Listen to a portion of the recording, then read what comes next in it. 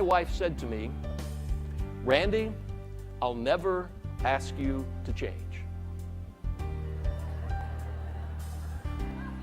And I thought, cool. She then went on to say, I do expect that you'll continually adapt. That's the keeper from the conference so far, honey.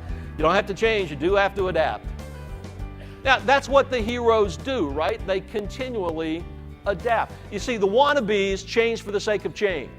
The has-beens never change. The wannabes change for the sake of change. The heroes change in pursuit of the mission.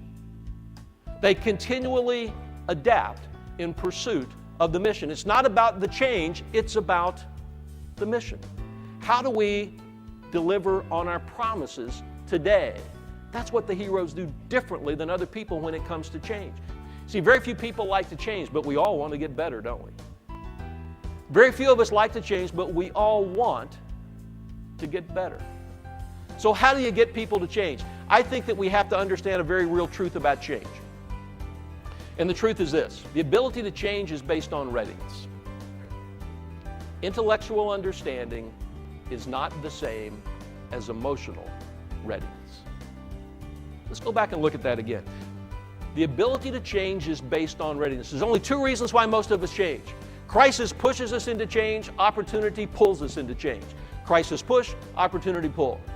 Now, you heard in my intro that I'm the past chairman of the board of the American Heart Association for the state of Texas. For all of you who support Jump Rope for Heart and Hoops for Heart and Heart Walks, first off, thank you for doing that. I very much appreciate it. That said, why do people change their behavior? Well, when it comes to heart disease, most people wait till crisis, don't they? Remember, crisis pushes us into change. It's amazing what happens when somebody decides to crack open your chest and put a zipper in it. It's amazing how much that gets you to change. But the thing about crisis is this: crisis is only good for the moment. That's why you have people that have heart disease that they did great for 5 or 6 years, and then 3 or 4 years later they're having to have another bypass surgery or an angioplasty or whatever that is because, hey, I'm healed. I'm done.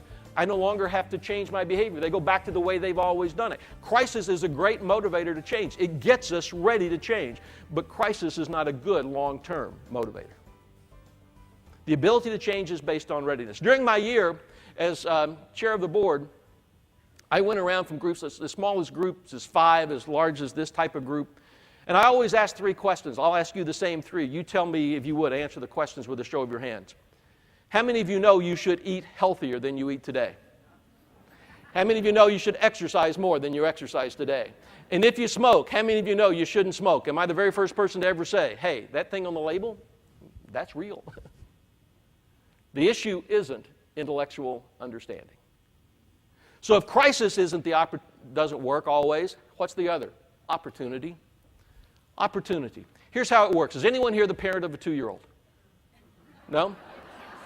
You got to ask. There's a few young people around. There's your 2-year-old son or daughter? You have a 10-year-old. Okay, they used to be 2 probably, right? Son or daughter? What's that? He's lived so far to make it 10. What's his name?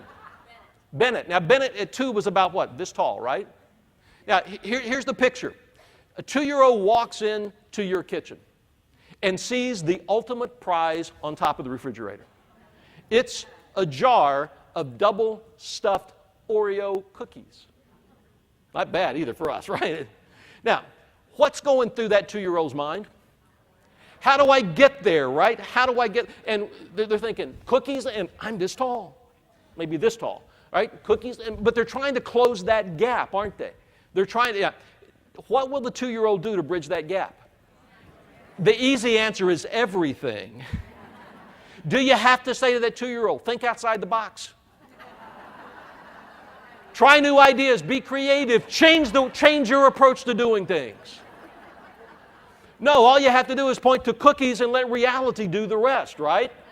That's the way it works. You see, opportunity, if it's the right opportunity, works. Now, do you have that same problem if there's Brussels sprouts up there?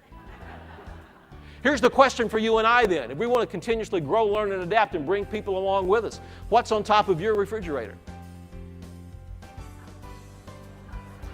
If this refrigerator is the assistance league, what's on top of your refrigerator?